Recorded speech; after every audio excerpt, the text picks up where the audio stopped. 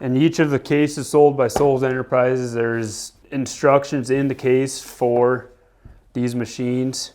The book shows page 16 of all the oiling points that need to be oiled on this machine. Got an oiling point on the back here underneath the thread housing. Got another one here under the thread housing. The back of the case, pull this cap here also out. There's a joint back in there, pivot that you can oil. Oil all these bushings here, a little oil.